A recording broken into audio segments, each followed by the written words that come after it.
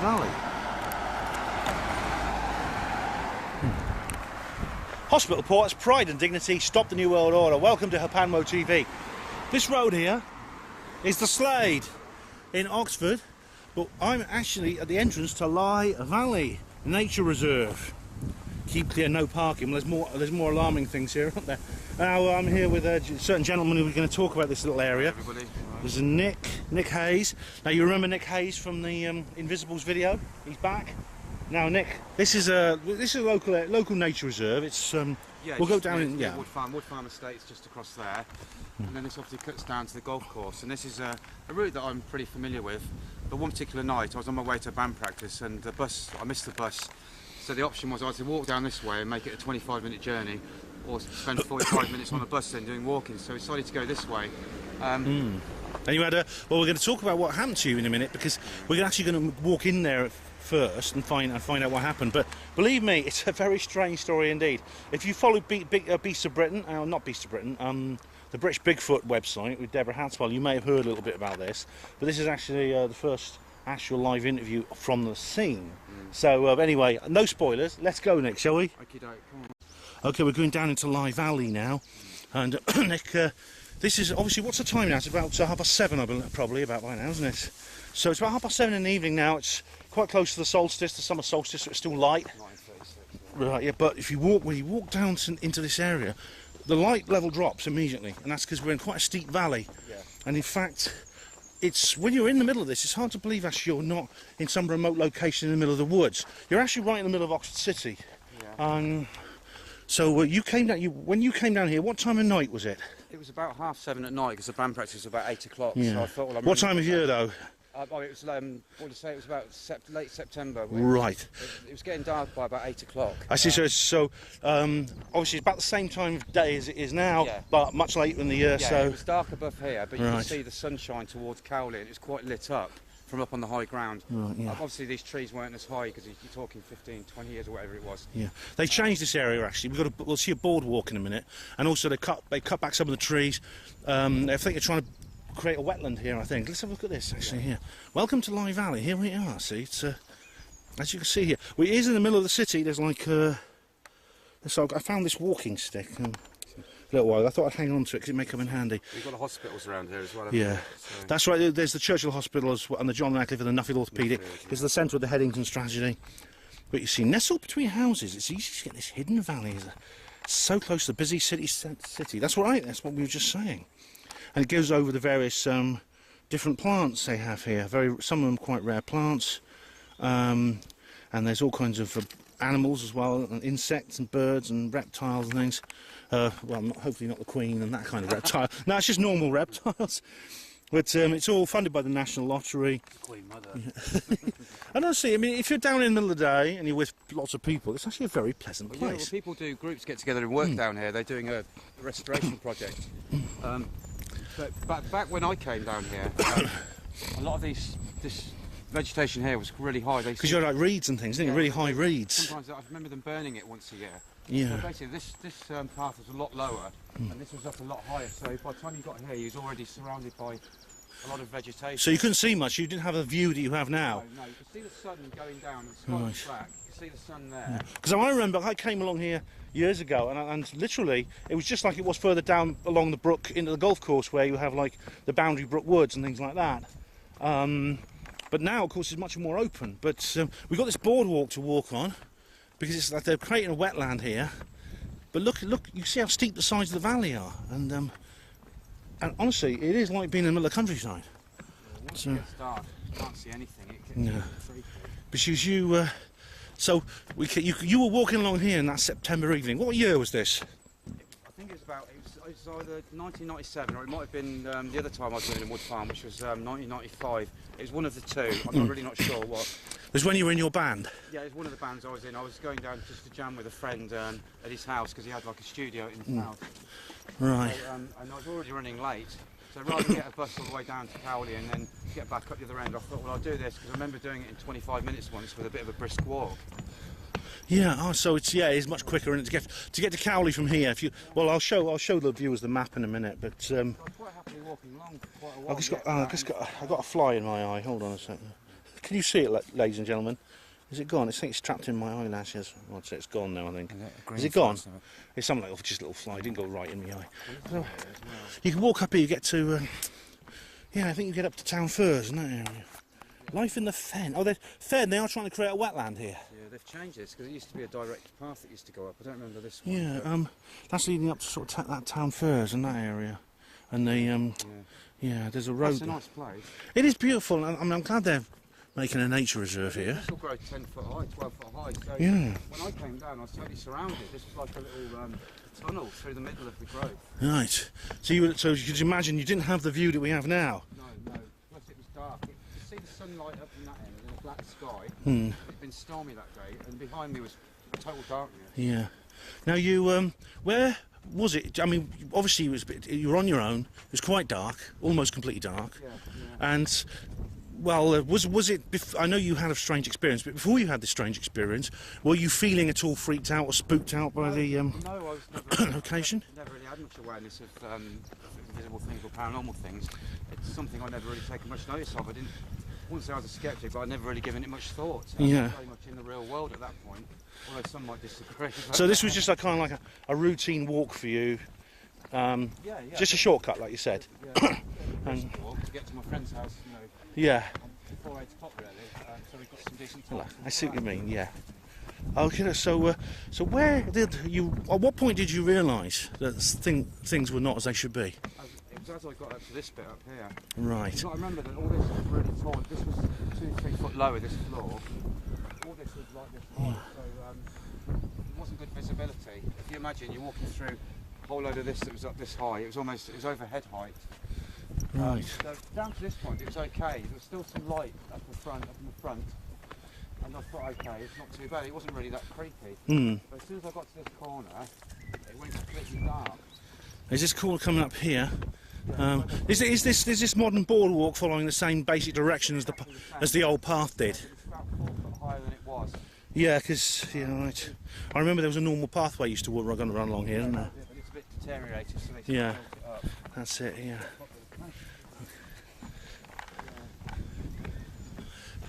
Yeah, the original one was down here. It was a lime. Yeah, but this is basically part of Boundary Brook, which is I hope the wind. I might be getting wind on the mic now. Slacks against fucking wind. You're fucking. Slacks, he hates the wind. I used to have like a muffler on this, but it's sort of like gone. But it is a beautiful place. It is a beautiful place. So are we approaching the location in question now, Nick? I know.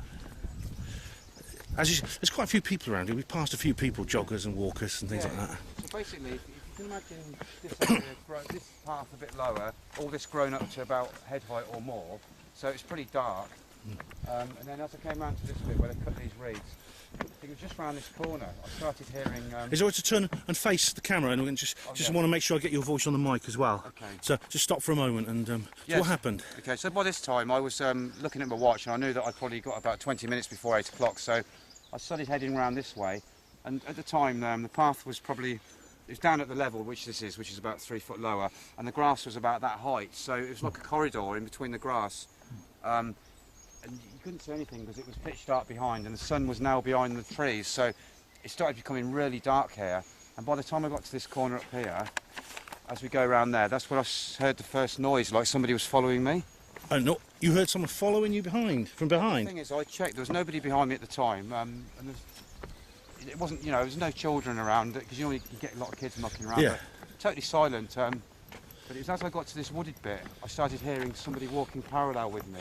Right, so not behind you, but to your left, Yeah. as you're walking along here. It didn't start till we were up in this, till we get to this wooded bit. Right. So it was pitch dark by this time, I could barely see anything. I didn't have a mobile phone in those days, so I didn't even have the light from the mobile phone. Yeah. Absolutely, my goodness.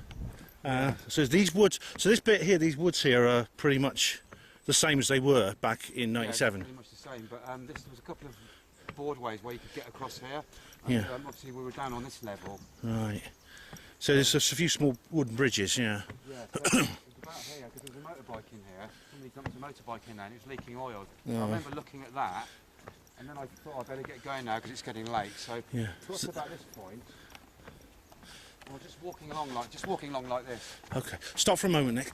So I want to get you. I want to make sure I get your voice properly and you can count. So what happened next? Okay, so I was just walking along this point just here, and as I was walking, I suddenly was aware of somebody or something walking in those woods over there. Right. Exactly matching my footsteps. So I was like 1, 2, 3, and I suddenly got a bit nervous, so I stopped, and I heard an extra couple of footsteps crunching.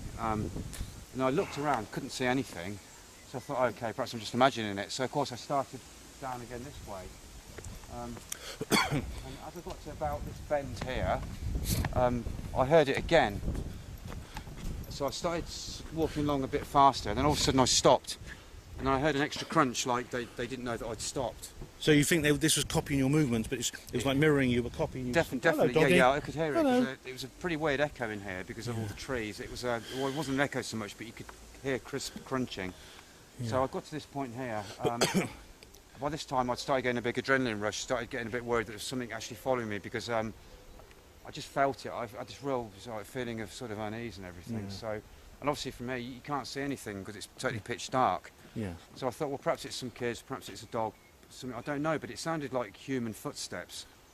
So what happened was I started getting like legs started trembling a bit. I started getting whoosh feelings, and I thought, okay, well if I walk quite fast this way, I can get up on the golf course. It's not that far. So I started walking fast down here. Right. So you must have been, as I said, you're in an adrenaline rush. I mean, to be honest, who could blame you? I mean, you're in this. These people weren't here. All these walkers and that weren't around.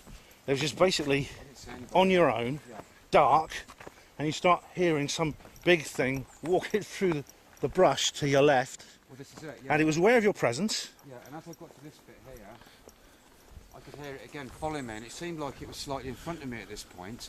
Right. So I got to this point here, and I knew that, because there used to be a little bridge across here, I got to about this point here, and all of a sudden I heard it again, and I stopped.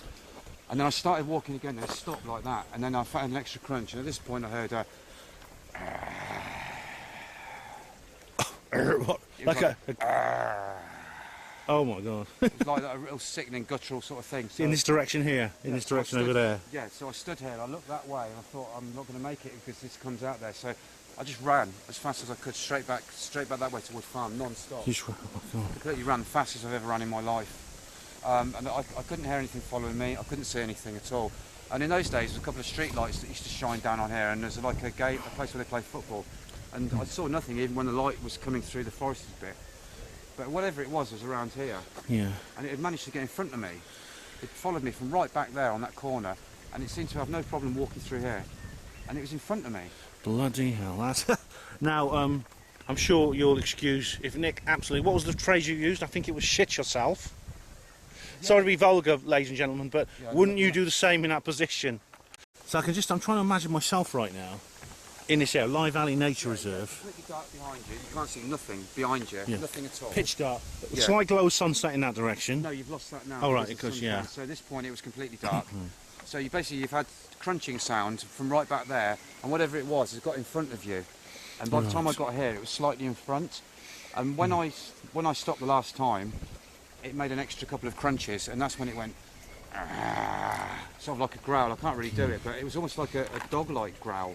But it it just made my blood run cold. You know. I'm just going to go over. I'm just going to actually see quickly, see how far. I know. I think I can't think I'm going to get across the brook. I'm just going to see how close I can get to where there used to be a bridge here. I remember, yeah. See how close I can get. I need a bloody machete, not this walking stick. But I don't think I'm going to get there because that leads down the brook, and then it's just no. There's no way. I don't think I'm going to get over there. Not without a machete and a bridge. Not unless I get one with my feet all muddy, which I don't particularly.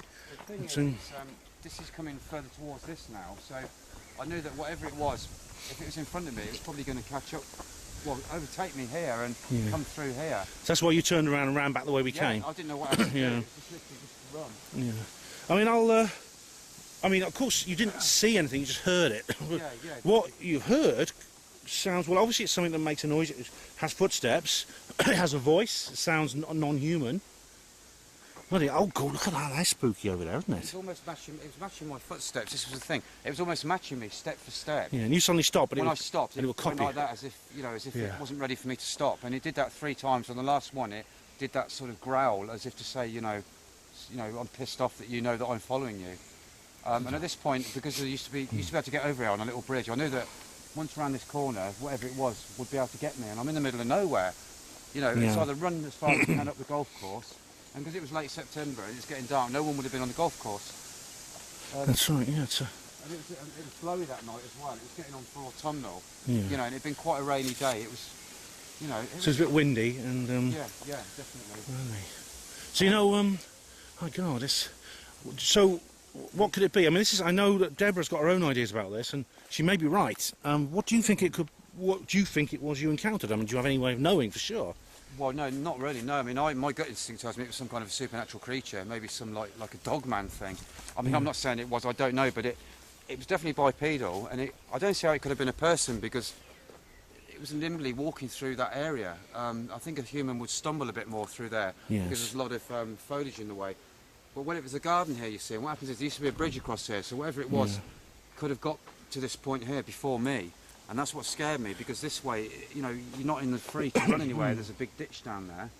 Yeah. But it was pitch dark at the time. I could see nothing at all. Nothing, not one thing. So, you know, I think we could rule out it being another human, because... No, it definitely wasn't human. I mean, no one was behind me. You get some idiots come down here sometimes. Unless somebody sat here by themselves in the dark all night and decided to scare someone, and then we'll follow them along, they make a growl, but they got... What's the point of that? And it got in front of me. Yeah, well, there's absolutely no point in that. I mean, you get some idiots who come along here sometimes. You get some, like, kids and stuff mucking around, and sometimes they'll give you a hard time. But the idea that someone will cross over the brook and walk through the undergrowth, pushing through the trees and that. You saw how difficult it was for me to get through there, just to scare someone. And I only decided to come down here at the last minute. So, but the thing is, nobody was behind me, and as far as I know, no one was in front. And you can't really access this, so you'd have to literally come down here and hide and just wait for someone to come if you were, you know, going to try and scare someone. And not many people walk through here in the dark. No, and the fact it's actually not. It's very spooky. He managed to overtake me through that thick vegetation. But I believe it was a supernatural creature. I'm convinced of it. I don't think it was a flesh and blood creature. It could well be. I mean, there's reports from... into this density and become a physical flesh and blood creature. Oh yeah, I mean, there's some of these. They do seem to have a physical presence. Even interdimensional beings seem to have some kind of physical presence, like the Roswell aliens, for example. If they were interdimensional, and obviously they appeared in physical form because their bodies were recovered. But that's beautiful, actually. That's not lovely. That's a beautiful sight. I think that building over there wasn't there in those days. That's a new thing. So, I mean, I've walked along here at night about twice. When I was on my way back from late shift, when I lived in Cowley, and I lived in Cowley and Littlemore. You'll remember some of my earlier videos were actually filmed there, and I did walk through here where Nick's walks late at night. This was about 10:30, and I only did it a couple of times. I did feel really freaked out. I really did, and I'm not going to let you do it again. Now you walk through here, you eventually get to some houses. Yeah, well, this is the main thing I was worried about, because I thought, in my mind, I was thinking I've got to get to these steps and I can either run up there, but this thing was coming this way. Yeah, so it cut you off. So I knew it was going to cut me off. It'd head you off, wouldn't it? I thought I'd either beat it here, run up there, or run up here, but I thought, well, I'm in the middle of nowhere. If I trip over, and it is something really freaky. And there's nothing up there except the golf course, and it's just, you got there and you just come to like an open green, an open fairway rather. Pitch dark as well. And you know, you didn't see a soul down here in those days. This was before people were starting to do it up, you know, and start changing things down here. And this here is this is the edge of the Churchill Hospital here. Yeah, this goes down to the golf course, which is where I cut off and go down to Cowley. Yeah. You know, well, I mean, another possibility, which I consider, is actually a cryptid. It was actually a Bigfoot. I mean, you remember, you've seen my videos on the British Bigfoot. I'll put a link in the description box to that. But Deborah Hatswell and Charmaine Fraser have talked about this. There's other people like Andy McGrath. Now, the thing is, Nick, you believe... I mean, I'm inclined also to follow your idea that it's a supernatural being of some kind. Yeah, well, I got an instant fear, and that fear went right through my whole body. My hair stood on end, and my legs went to jelly, and it was like it's almost like I could hear 100 times better than normal, and I could feel the adrenaline pumping through my ears. You were really scared, yeah? No, I was scared. I can understand, understandable. You've got to be scared. And the thing is, you know, you could disappear down here, and no one's going to find you for weeks on end. Not longer. Yeah. Especially if it drags your body away to its lair. Yeah, well, I was thinking all sorts of things at the time. Yeah, this was the thing. Yeah. I mean, you get up there into one of the estates, but even that's really creepy. Like, you can't see where you're going or anything. It's actually a good 150 yards walk actually to get up to town first from here. Plus whatever it was it could have that way. Exactly, it could head you off. The bridge, it could have come across here, but you know, I mean, obviously I didn't want to meet just a standard human down here because you don't know what they're doing if they're hanging down here. But this thing, the way it growled, it was like a guttural growl. And Didn't sound like a human voice. no, I watched the programme about the Beast of Lye Road and the other dogmen type creatures, and very similar growl that they used on there to portray what people had heard. And when I heard that, it gave me the same kind of, made the hair stand up on the back of my neck. Well, I'll check that out Very on. similar. I'll check that out on YouTube. Yeah. But I mean, so I want one final question. How would you like to come back here in September and we'll do a part 2? When it's dark. At 7:30 we'll come round this. Do you think you're up for that? I'll Yeah, come yeah, with you, no, you know. definitely come, We'll have yeah. torches with us. Yeah. And just see if it happens again. Yeah, no, that'd be great. Yeah. It'd be better down here in the dark. Give people more of an idea of Yeah. what it's like. We'll have to have torches. I've got my nightlight. My new camera doesn't have a nightlight. Hopefully this camera will continue working. But Nick, I appreciate you sharing the story That's with me. okay, I really, anytime, really do. anytime. All right, well, thanks very much. Yeah, it's okay.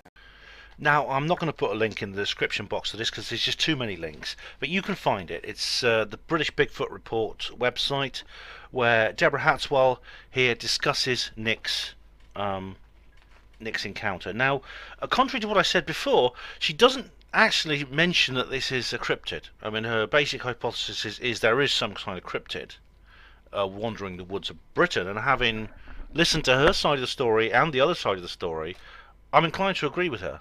Like in terms of a large, hairy ape, a Bigfoot. I'm talking about when I say cryptid. A cryptid is simply a name for an unknown animal.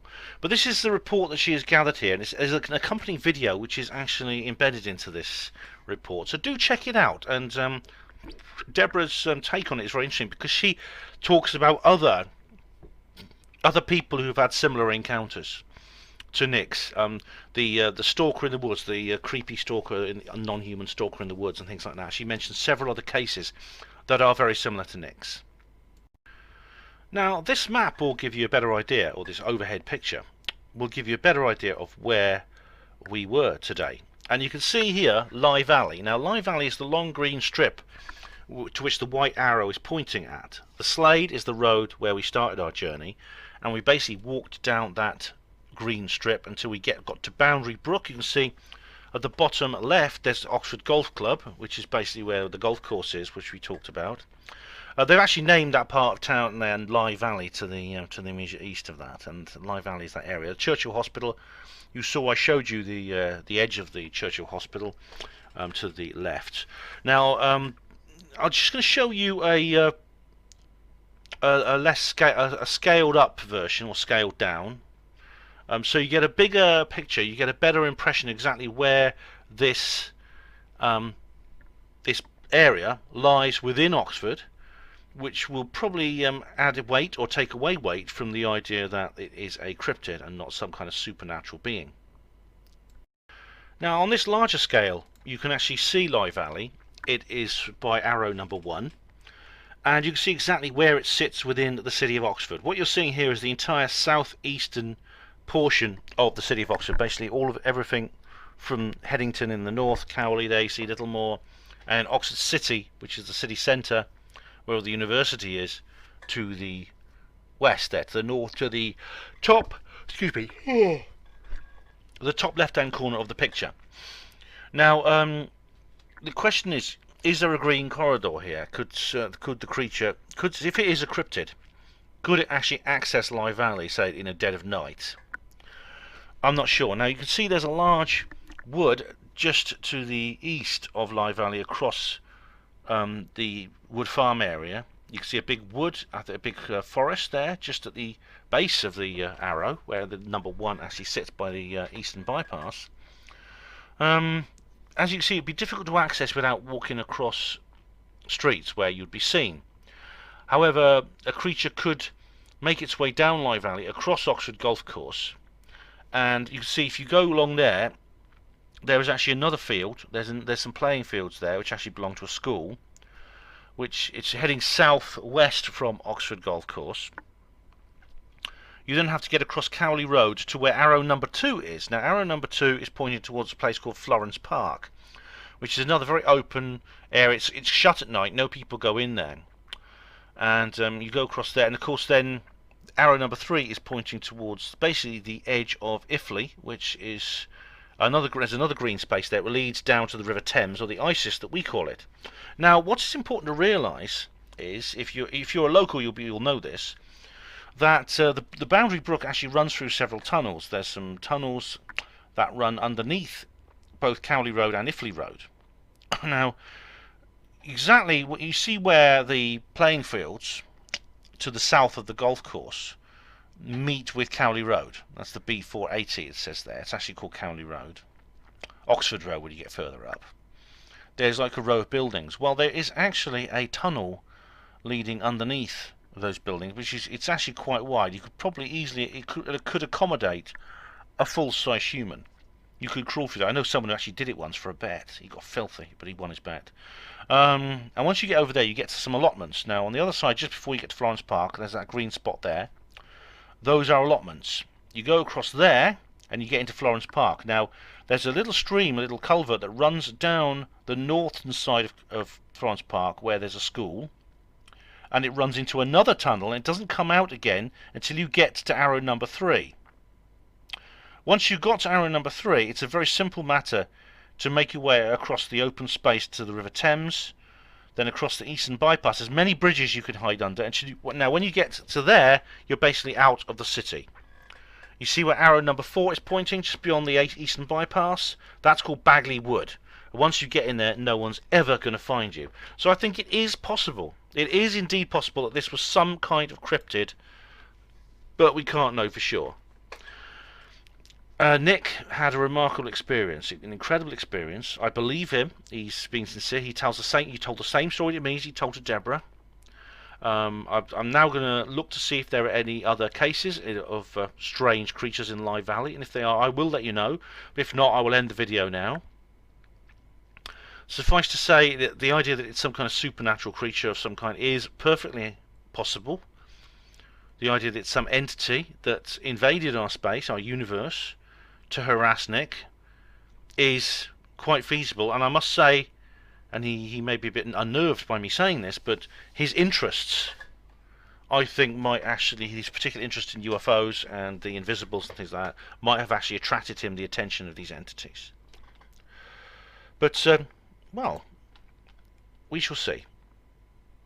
If there is any more information, I will let you know. And of course, there is going to be the follow-up. Nick and I are going to return in September, and we're going to do a Bigfoot stakeout in Lye Valley. That'll be fun.